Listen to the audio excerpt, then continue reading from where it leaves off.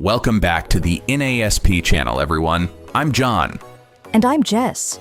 Today, we're tackling a critical topic, working safely in confined spaces.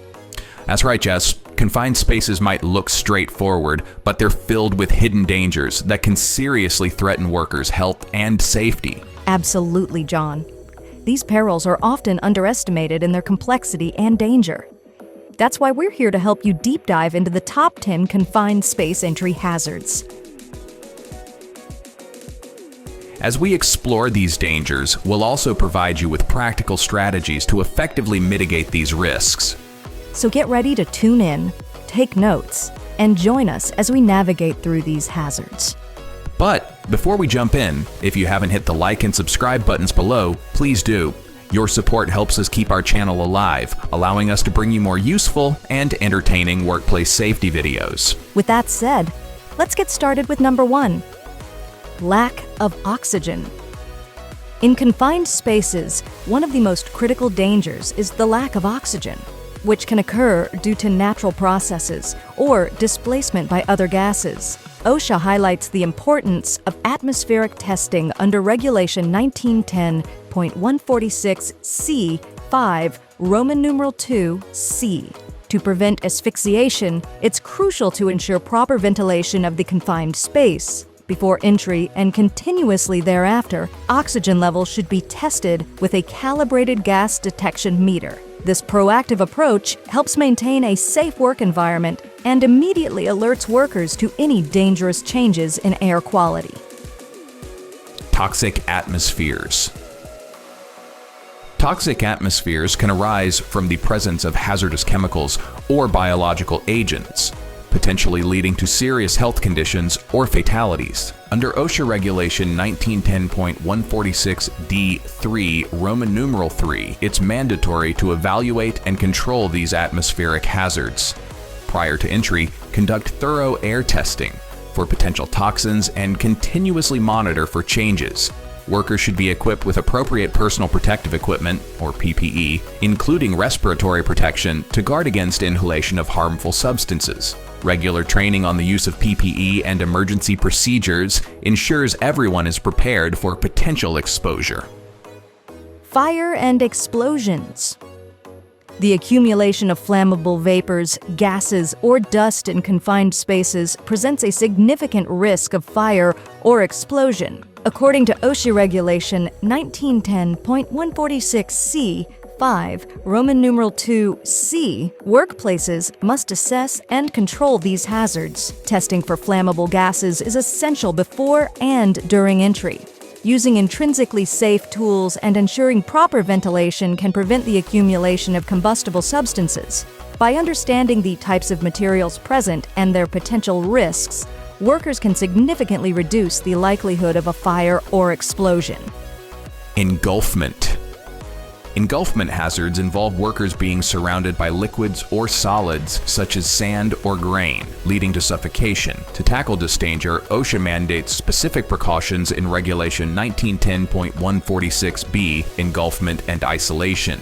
To prevent engulfment, it's essential to block any supply lines that might introduce material into the space. An attendant should always be present outside the confined space to observe the workers and initiate rescue procedures if necessary. Clear communication and quick response are key to preventing and responding to engulfment incidents. Entrapment.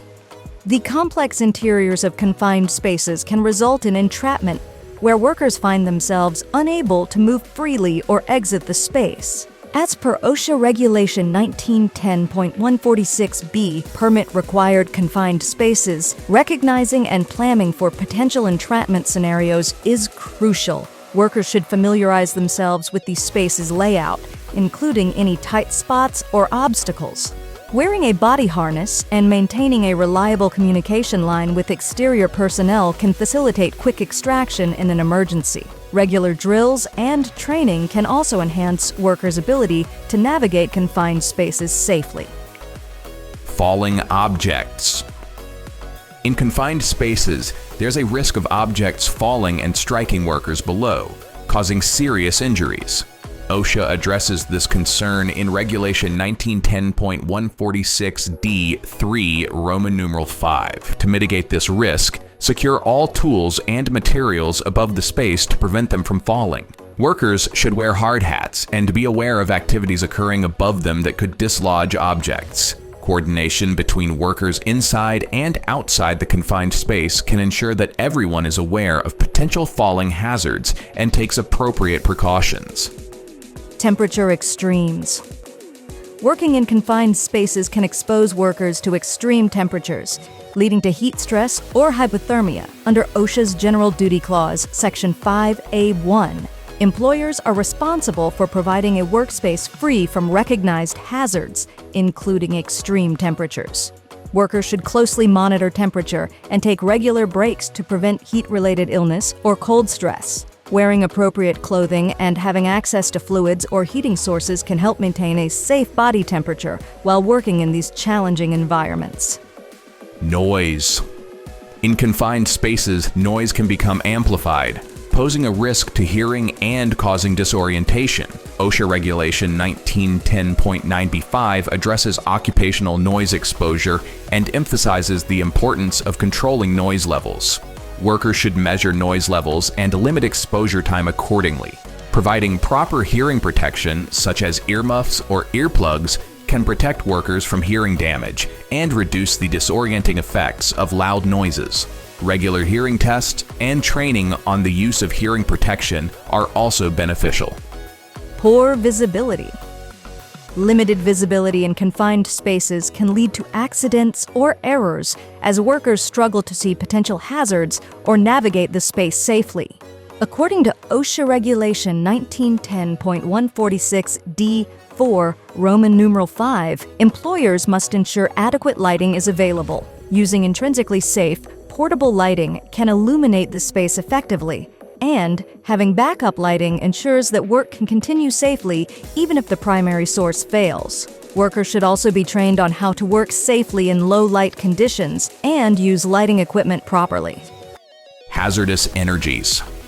Unexpected activation of equipment or release of stored energy in confined spaces can lead to severe injuries or fatalities. Isolation of the space means the process by which a permit space is removed from service and completely protected against the release of energy and materials into the space by such means as blanking or blinding, misaligning or removing sections of lines, pipes, or ducts, a double block and bleed system, or blocking or disconnecting all mechanical linkages. If you cannot fully eliminate the hazard through these processes, then a lockout-tagout system should be in place. OSHA Regulation 1910.147, known as the Control of Hazardous Energy or Lockout-Tagout Standard, sets out the requirements for isolating these energy sources. Implementing a lockout-tagout system ensures that all energy sources, such as electrical, hydraulic, pneumatic, chemical, steam, or mechanical hazards, are isolated before entry, and that only qualified personnel remove locks. Workers should be trained on the types of energy hazards present, the use of lockout-tagout procedures, and the importance of verifying energy isolation before starting work. These dangers remind us of the importance of understanding risks and taking proactive measures to mitigate them.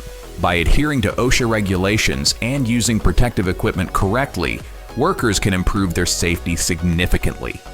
If you found this video useful, don't forget to like and subscribe. And if you have any confined space entry stories or topics you'd like NASP to cover, drop them in the comments. Stay safe, Stay vigilant, and we'll see you in the next video.